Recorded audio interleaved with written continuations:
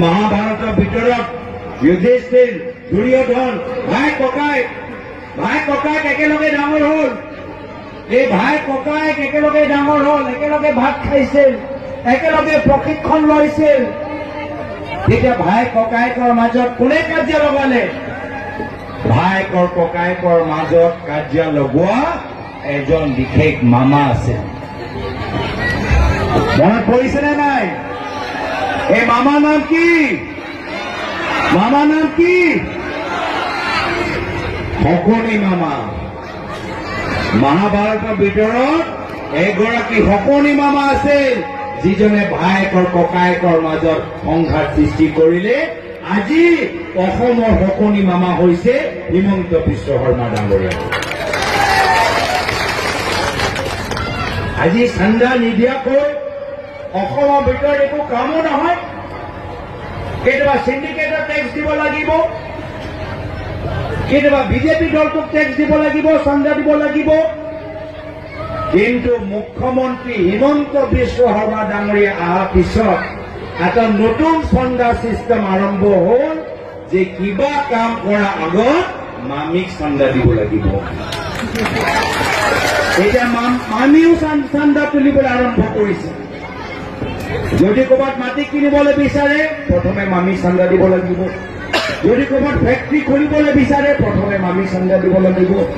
যদি গুৱাহাটীৰ ভিতৰত মেকডনাল্ডৰ দোকান বহাবলৈ বিচাৰে প্ৰথমে মামী চান্দা দিব লাগিব। যদি ক'ৰবাত ফ্লাইঅভাৰ বনাইছে কাষৰ মাটিটো মামীক চান্দা হিচাপে দিব লাগিব। যদি বাহিৰৰ পৰা কোনোবা এগৰাকী শিল্পী গুৱাহাটীলৈ মাতে কনচাৰ্টৰ কাৰণেও, যদি কিবা সংগীতৰ কিবা প্ৰদৰ্শন হয় আগতে মামীক চান্দা দিব লাগিব।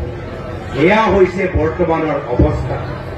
সেইকাৰণে এতিয়া বিজেপি ভিতৰত থকা মানুহবোৰে কৈছে যে আমি এনেকে বিজেপি দলৰ ভিতৰত থাকিব নোৱাৰো, এইটো বিজেপি দল আমি চিনি নাপাওঁ।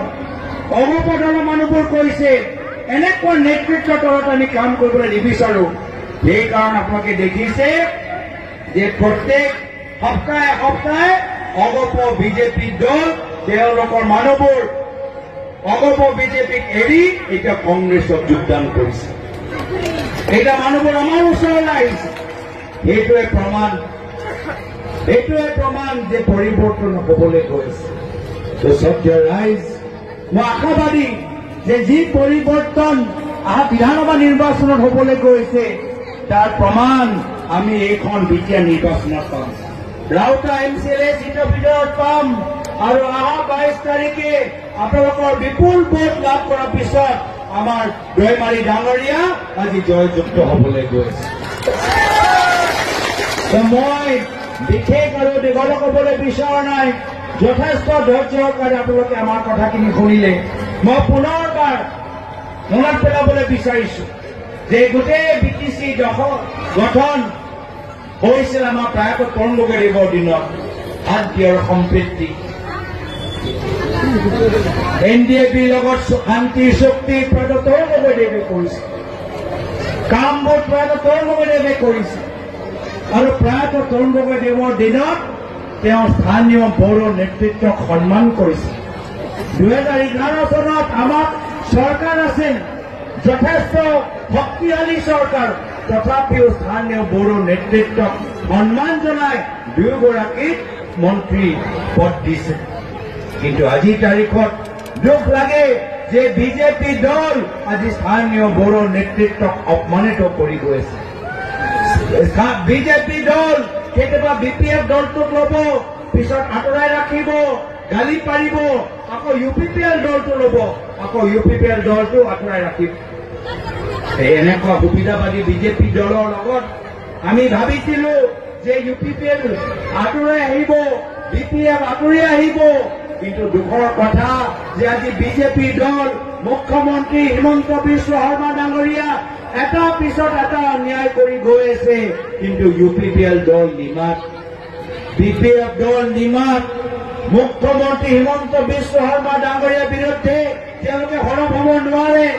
এটা কথা তেওঁলোকে ক'ব পৰা নাই। দুখৰ কথা যে UPPL দল আৰু BPF দল দুয়োটা দল আজি বিজেপি সন্মুখত চৰেণ্ডাৰ কৰি দিছে। হাৰ মানি লৈছে। এইকাৰণে বিকল্প হিচাপে একমাত্ৰ এটাই দল থিয় হৈছে আজি তাৰিখত, সেয়া হ'ল আমাৰ ভাৰতীয় জাতীয় কংগ্ৰেছ দল। সেইকাৰণে প্ৰত্যেকগৰাকী ভোট যথেষ্ট মূল্যৱান, প্ৰত্যেকজনৰ ভোট যথেষ্ট গুৰুত্বপূৰ্ণ। UPPL BPFক ভোট দি নিজৰ ভোটটো ব্যৰ্থ নকৰিব। কংগ্ৰেছ দলটোক ভোট দি বিজেপি দলটোক এটা শক্তিশালী প্ৰতিশ্ৰুতি দিব। এইখিনিয়ে কথা কৈ মই ইয়াতে নিজৰ চমু দুআষাৰ সামৰিছো।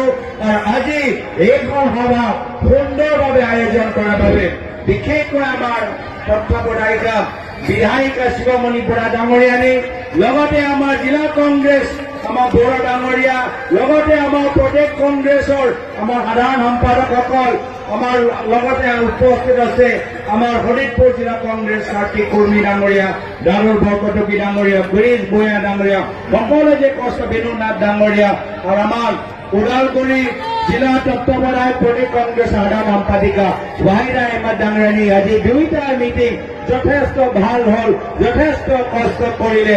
মই সকলোকে মোৰ ফালৰ পৰা মৰম যাচি ইয়াতে নিজৰ চমু দুআষাৰ সামৰিছো। ধন্যবাদ। জয় হিন্দ, জয় আই।